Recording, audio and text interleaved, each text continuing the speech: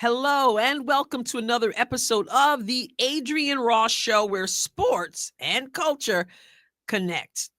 I'm about to say something that I know is going to be uh, a problem for some people. Some people are not going to like that I am saying what some people are thinking but are not saying, and some people are saying, I imagine. Has to do with Unrivaled. You all know I'm on record as saying that it is absolutely admirable that Brianna Stewart and Nafisa Collier had a vision and went for it. And so we have this full court 3-on-3 basketball league, something we've not seen before. We've not seen the likes of it. And I do keep that in mind. But I've watched every game. I've done live streams for every game. And we've had a great time in the chat. It's been great cheering on a player from this team, a couple players from that team, because the WNBA, this is not the WNBA, although they're WNBA players. So we're just talking about the game. Some of us don't have a favorite team because the other team has a player we like, and this team has a player we like, and all this stuff. Okay. After the first night, after Friday night's debut, I did a video on 3 takeaways. And I talked about a little bit, and then I said I would talk about other things as we went along, and I've done that. Okay, so Monday night, last night was day 3. And I got to say it was in large part absolutely cringeworthy. Okay, there I said it.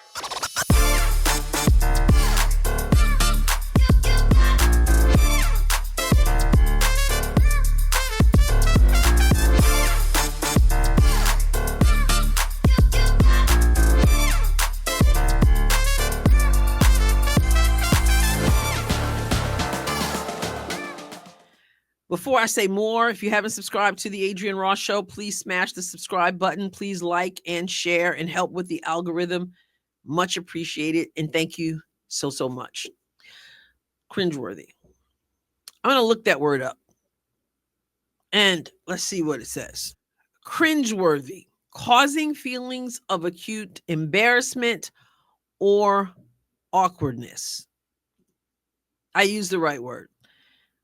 A lot of last night, day 3, was cringeworthy. And I felt like it certainly wasn't just me cringing. I mean, I could sense that from Lisa Leslie as she was calling the game. I could sense that from the ladies at the desk, giving their commentary after the game. It was cringeworthy, right? And so, again, I've said this before, I say it again. I want them to do well. They have built this league as having the best players in the world. And that's the part that makes me cringe, because a lot of what we're seeing is not what you want to say is the best of the best. It's just not. And so on my live stream, we're watching the game, and there are not just misses, like players miss. And players miss layups too.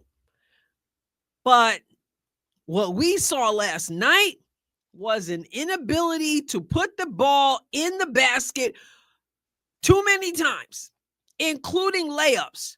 Now, somebody made a comment on another video and said, well, there's a reason they're missing layups, because there's defense. Well, there's always been defense in basketball. I mean, it's not new. It kind of comes with the game. Defense is not new. Defense didn't just show up. And some of this is not even about missing layups because of defense. Some of this is wide open layups missed.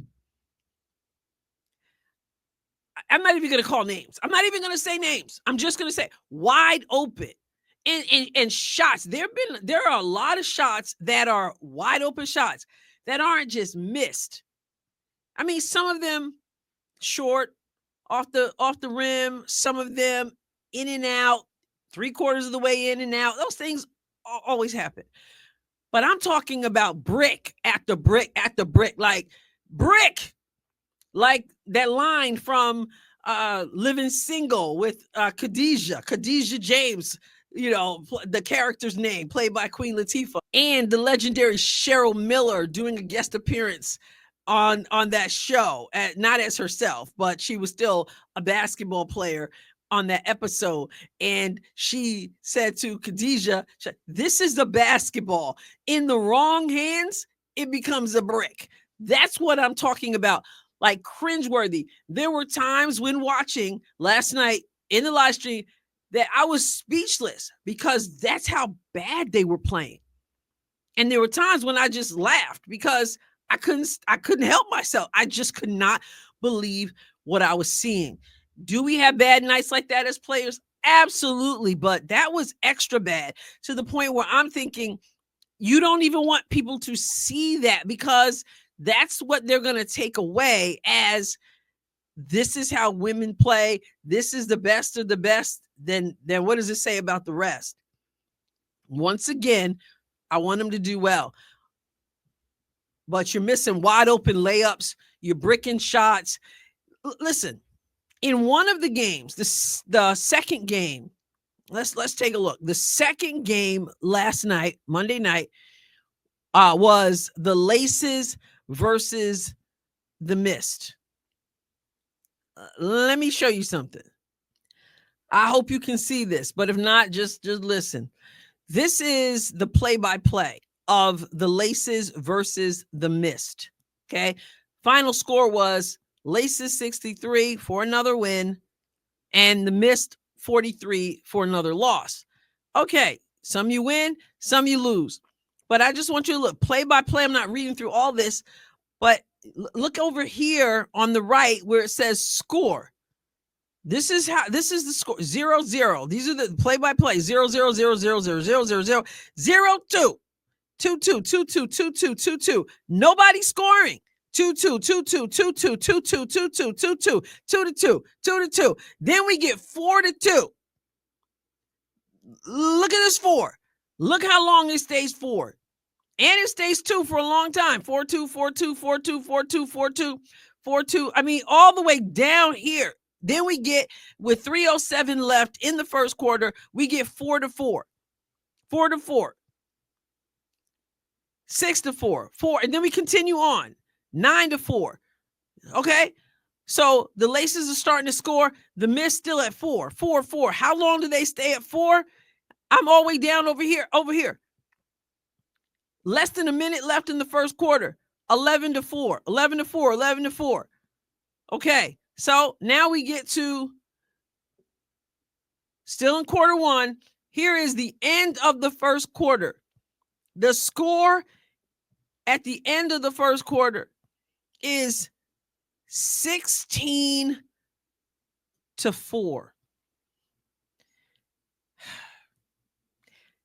It was horrible.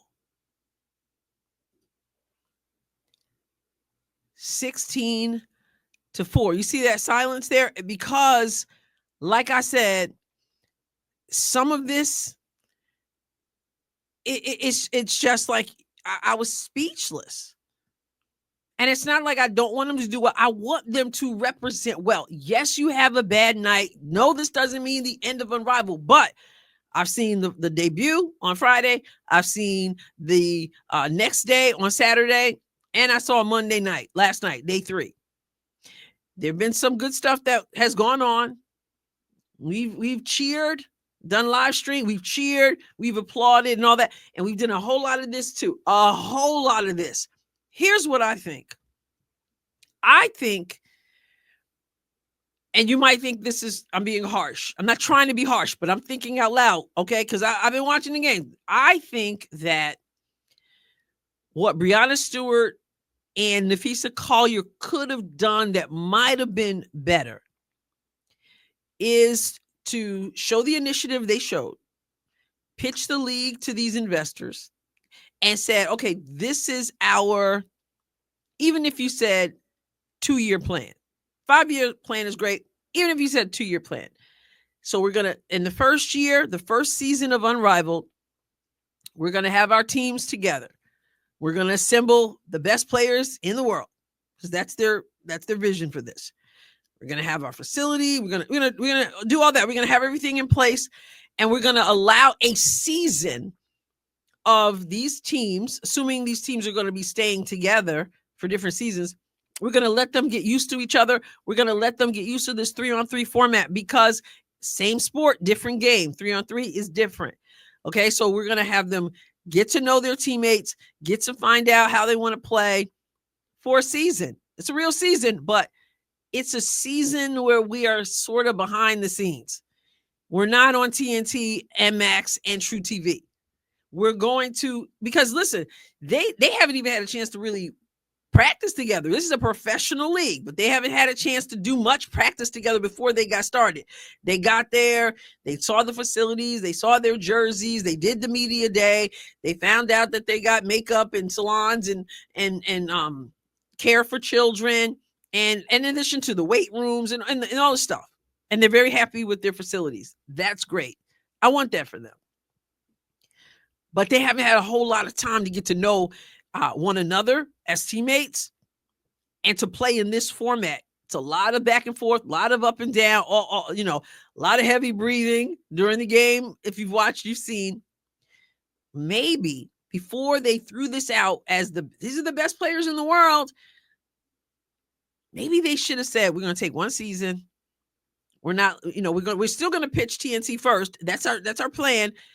Okay, so this is what we're looking to do. With some television coverage, but the first season is just, we have a few highlights, we throw them on social media, that kind of thing. Maybe we give a little availability to the press to come in, take some pictures, do a little bit of video, very, very small, and you're very, very particular about what you show the public. Then we come back the next season, and now we've gotten a chance to see what this format's going to be like, what the whole thing like. But to put this out there with what I've seen for 3 days, I hope it turns around. And there are, like I said, good things about it, but there's a whole lot of stuff that just is really cringeworthy. And last night was one of those days. I mean, it was so bad in so many.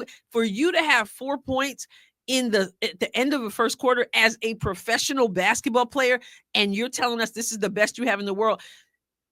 Everybody has bad nights. That's beyond bad. That's beyond bad. It just is. Now they'll bounce back, but that's hard to live down. Even Renee Montgomery, after the game, was talking about it. She was just like, ugh, you kind of have those nights when, yeah, it was just hard. Like even Lisa Leslie, she was just like, you could just tell the tension. I told you what cringeworthy meant. It means causing feelings of acute embarrassment and awkwardness. I was embarrassed for them. They had to be embarrassed. If they weren't, they should have been. I mean, it was that bad. And it just sort of reminded me of, never mind. I am not going to say that, because that would be, I'm just not going to say it. But again, I want them to do well. And I want them. People have always said in about women's basketball, they go around, they say, well, the product has always been good, but people have to see the product and then they'll know how good we are. Well, people are seeing the product, and I wish they weren't so far. I wish that they could have taken that season and then said, hey, this is our plan. And then we're going to go out and we'll be in front of the public. People are watching. That's good. I mean, I haven't seen the ratings, but I know I'm watching. I know other people are watching. I intend to continue to watch, and I intend to continue to root for them and hope that they can represent themselves in the way that I know that they can. But right now, doesn't look like they're ready to do that consistently, like for real. I don't know. Like,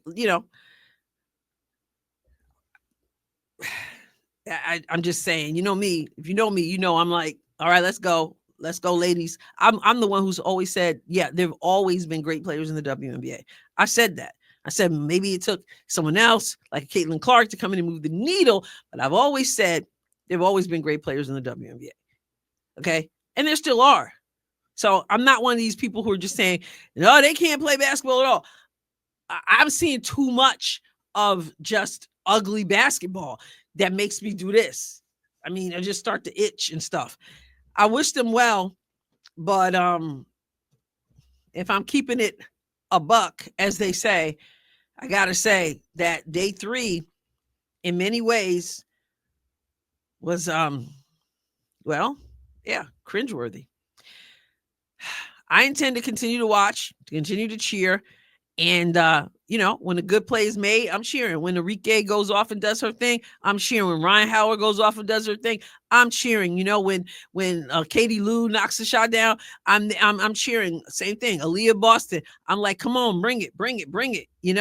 I'm Kate Money Martin. When she does Money Martin things, I'm cheering. But I can't pretend that there's not a whole lot of things that aren't making me cheer, but are making me do like this. And I hope that day 4 on Friday is better.